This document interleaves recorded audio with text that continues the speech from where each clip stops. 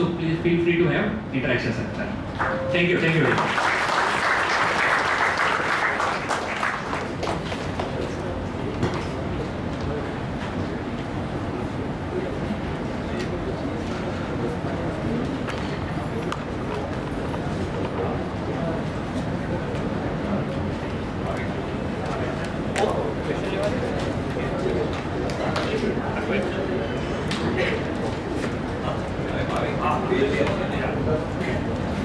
Friends, if you have any question related to what they spoke, we can take it up.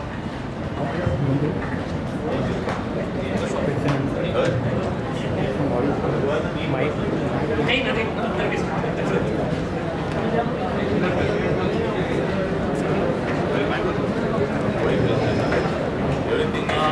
Just few minutes. Dear friends, please sit for a few minutes.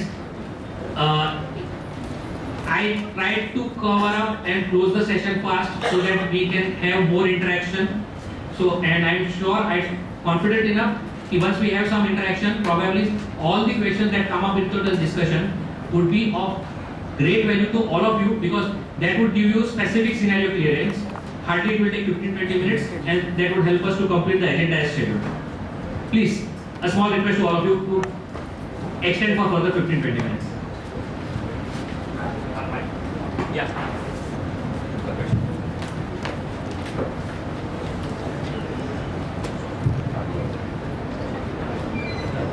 Regarding this input matching, the whatever GST in 1, GST in 2. So suppose the opposite party has not filed a sales return, so it is not reflecting in our input, and we probably correct and put our input there. So then credit would be the final tax liability would consider that input, or it will not consider that input.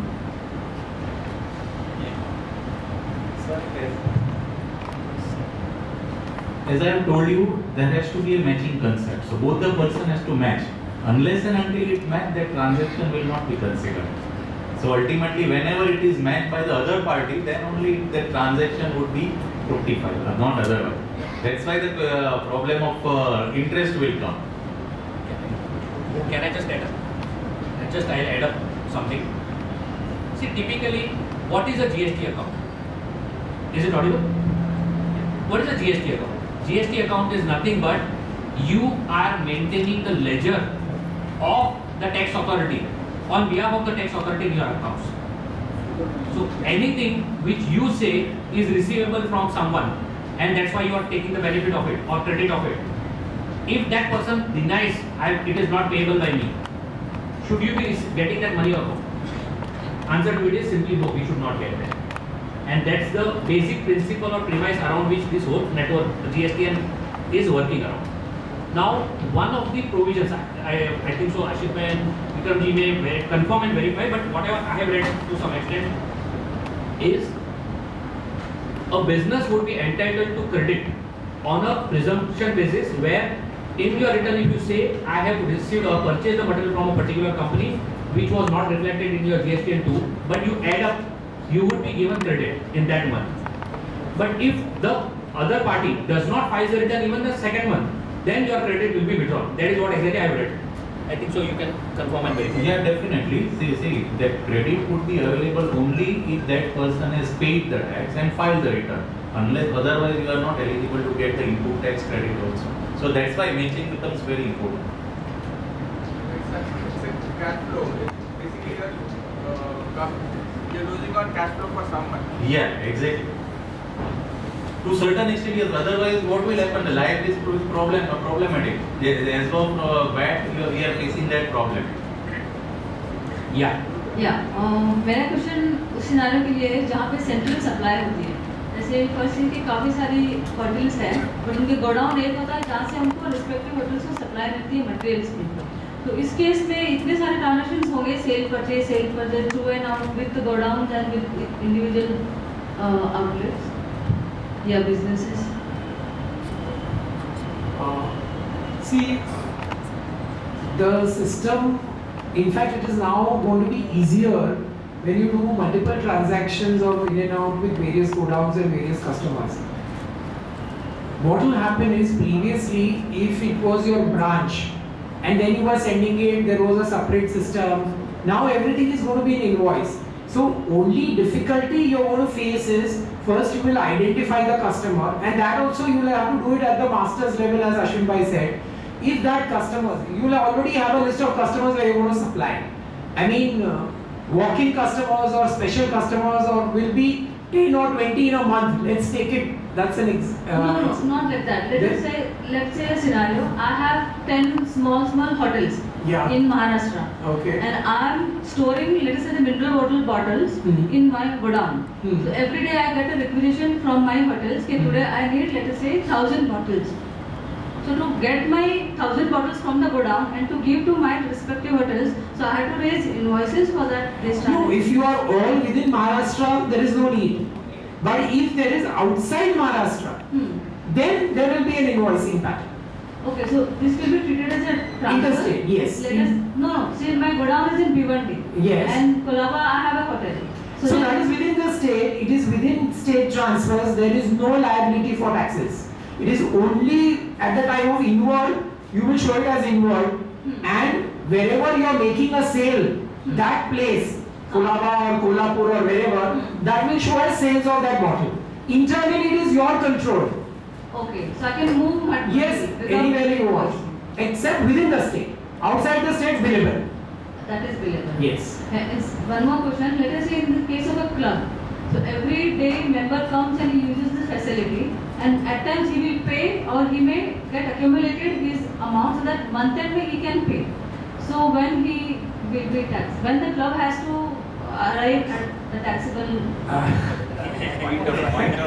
there is a point of taxation. Now, if you are giving a facility, it's a continuous supply of service. Whether it will be notified as a continuous supply of service, we don't know. There are two things. Either each service is an independent service, or it can be a continuous supply. Normally, in a club, it's a continuous supply because you are a member for the whole year, and anytime you can come and take the services. So, you will be having as a club a billing pattern that every month you can bill. Yeah. So, monthly when you bill, your liability to pay tax arises. But in between, if a customer says, no, I want a bill today, then your liability to pay tax will arise as and when you raise the invoice. Okay, thank you.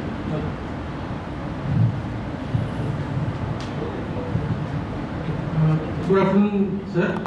So I am from pharma industry, and the basic module, logistic module in pharma industry is we have a settle warehouse, factory hub warehouse, and we appoint CNFs or consignee agents across the states. So now currently we are transferring stocks to other state to our consignee agent. It is against Form F. There is no tax liability, and wherever sales happen in the state, the tax liability comes.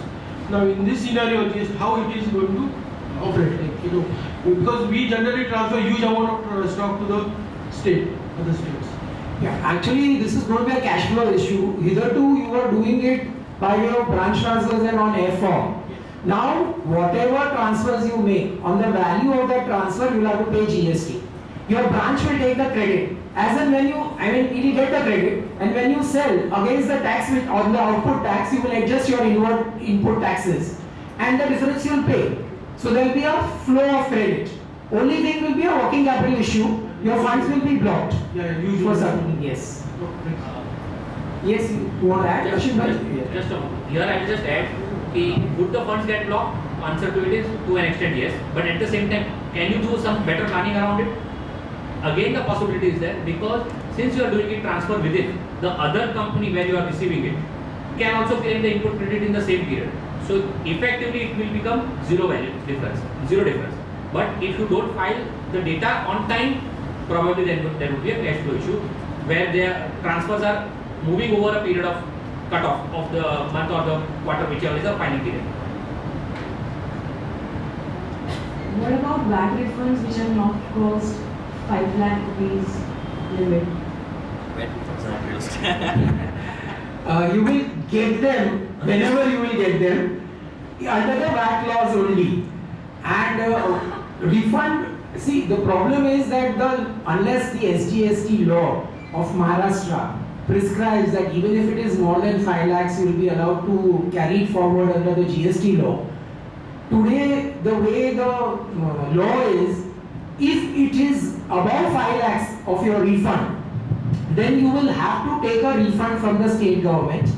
You will have to file your 501s and then claim a refund wherever you get it. Even otherwise, let us say your refund is 4 lakhs. They have made a provision that again in that refund also, whatever is your liability for pending forms, the C forms, the F form, that liability will have to be reduced and only the balance will be allowed to be carried forward in GST. So these are all transitional rules. Make it lightly, it is just a cash flow issue of the government. On a lighter side, Yes, sir. Just summarize the provisions for the particular small form of chartered accountants or tax consultants. Most of the people are familiar with chartered accountant and tax consultant. can you just take the mic? Hello, yeah. Can you just summarize the provision, because most of the provisions what you discussed is basically related to the supply of goods. Now in relation to supply of services, a small firm of chartered accountants or tax consultants, if you can summarize briefly, that will be helpful to everybody. No, summarization in the sense that we have been talking about goods as well as services. The major problem or the challenge is going to be in services, because in goods is tangible, in services it is intangible. So if you have as a chartered accountant 5 offices across India, and if there is some common services which are being given, then you need to value those services and you need to charge those branches the value of those services. Similarly, if you have assignments in Calcutta and the Calcutta office is handling it and the head office is sending somebody or something like that, then that cross valuation is going to be an issue. So otherwise, if your entire transactions of services are within Maharashtra, then there is no issue. Even if you're having an audit, let us say of Calcutta, but everything is signed over here, only for specific purpose of audit 2 or 3. Of course, what I am saying is my view, there can be a counter view to it. Because this is all nascent provisions and there can be counter arguments to it. What I am saying is that if you go and do the audit in Calcutta, your article clerk goes, your senior person goes for 4 days, stays over there, does it and comes back. You can still bill the client as IGST, saying that you have rendered the service over there. Whether it will be correct, whether it will not, time will tell us. But as of today, this is the situation. I can add something. Yeah. I can add something. I don't want to use. Since you say the small firm, And even the filing of returns also, is the 36 returns have to be filed by a small firm of I am coming to it. So there are one very good advantage and one very good disadvantage. So which one you wanted first? Disadvantage or advantage? Advantage. So now till now, in an office, if you are buying a computer from a manufacturer, so he will levy excise duty, VAT. At present, you are not able to get the credit of the excise duty which has been paid and VAT which has been paid.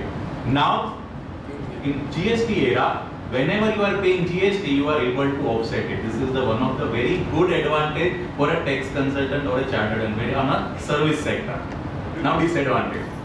Disadvantage at present, I am presuming a small firm, that means below whose gross receipts are below 50 lakhs rupees. So you are discharging your service tax liability. Naturally, you have to pay service tax. You are discharging your tax liability on a receipt basis. Now under GST, it is mandatory for you to pay it on a monthly basis, irrespective of fact whether you have received the consideration fees from your client or not. So this is one of the very disadvantages to it. Now everyone has to file a return. 3 returns in a month, whether he is a small or whether he is a big. Only, as I have said, that if you go to the commissioner for particular section, that yes, this time limit is very less, you increase the time limit, and if he is satisfied, then if the time limit may be increased. Otherwise, you have to file 36 returns. But that return filing is not a problem. You use the tally, you have take the help of Ashwin bhai. I am sure you can able to file it in no seconds. No, but every month one has to file. Every month. Instead of 6 monthly return, earlier we used to file 6 monthly return, now it is every month. Now whatever you are doing for client, you have to also do it for yourself. So one more return would be added. What would be the possible advantages for input credit for a chartered accountant? Input credit. Every credit you will get, whatever taxes you have paid, barring few, those in the input tax credits that has been provided, every credit would be eligible. Bills are not raised. Thank you. By pardon, eminent. Suppose if we have the services bills are not raised. We raise the bill and we get the money after 6 months.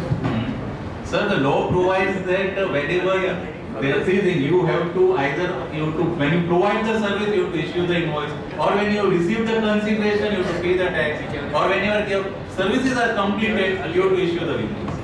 Earliest of that. So now there is not left any chance that you can go off. You have to pay it on mercantile basis in short. Sir, one last question. I think from my side, and we conclude. Sir, you told us that if taxable person say take a services from unregistered dealer, it is applied for RCM, reverse charge mechanism. Say for example, a firm or you can say any company having provide the food to the staff from the canteen upstairs, which is managed by some other person, which is unregistered person, and which is debited to P&L account. So whether GST will be applicable to that company? It is an unregistered purchase, it will be applicable, you will not get set off, that's a different point. So as a reverse charge mechanism, the taxable person we need to know. So yes. According to you, whatever expenditure which we are making from unregistered person, which we are debited to P&L account, as a reverse charge mechanism, we have to pay the GST.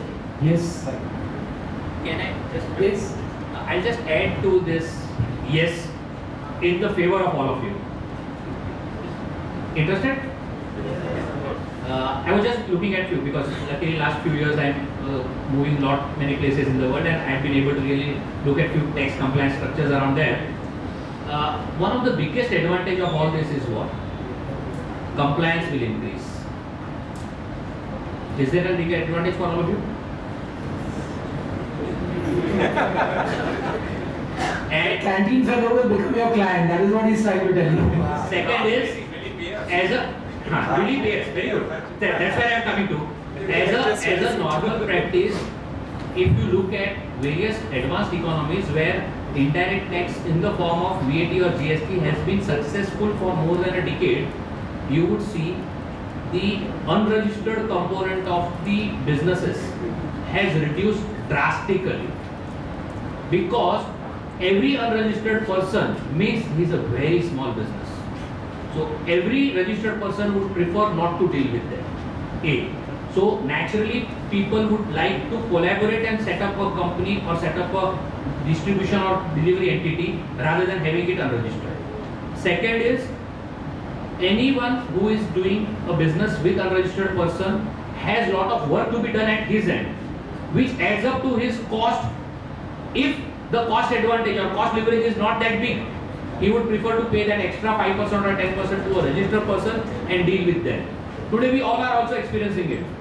Probably we may get some advantage by buying from a unregistered person. Say I would just take a small example of your petty cash. Your office boy is spending, say for example, 100 rupees today, and he's saying, I don't have a voucher. How many times you allow or disallow that? Right?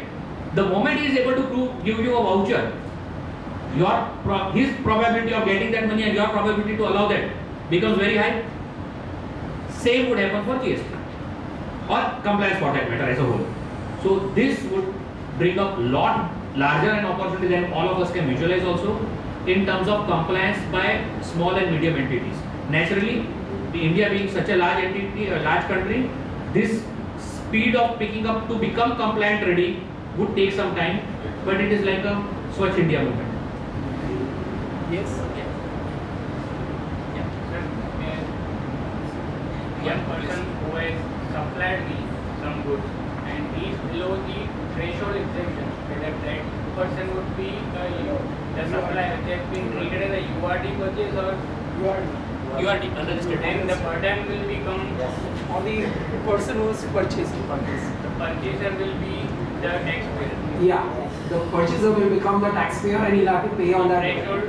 Threshold limit is. Threshold will be enjoyable by the supplier whose turnover is below the threshold. Yeah. So even if I purchase from a person. No, then the purpose of making the threshold bill is unfruitful.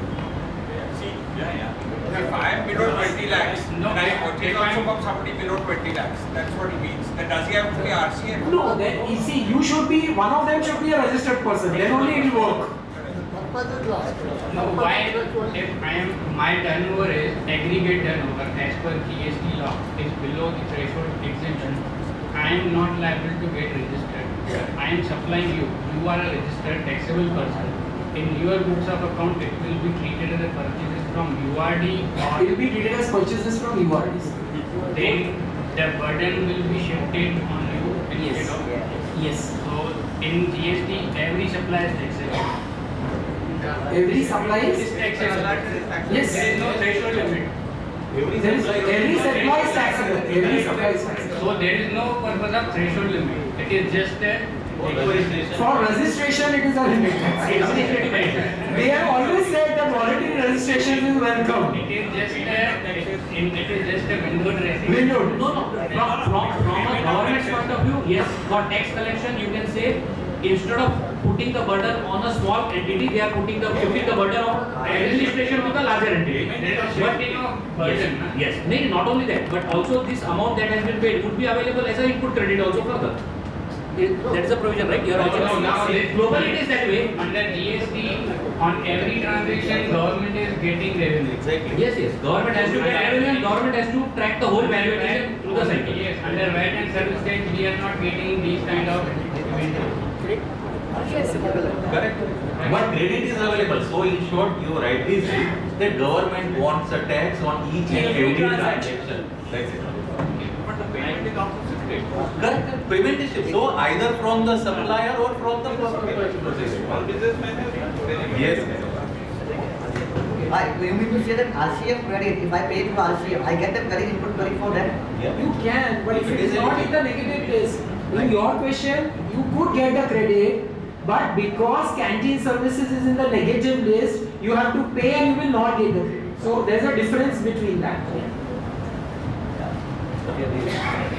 Thank you very much. Just a few announcements before I propose a vote of thanks to the speakers. Student committee has organized a program on data crunching and dashboard accounting with use of pivot table, which is on 26th of May, Friday from 5 to 8 p.m. So I would request all the participants to register for the same. And the next program is articles orientation program, which is exclusively for the students. So there has been many requests that the employers are facing problem in training the article students. So we have designed a program which will be a 6-session course, which will focus on various topics, which includes GST, PDS, IFC, statutory audits, carbon reporting and all.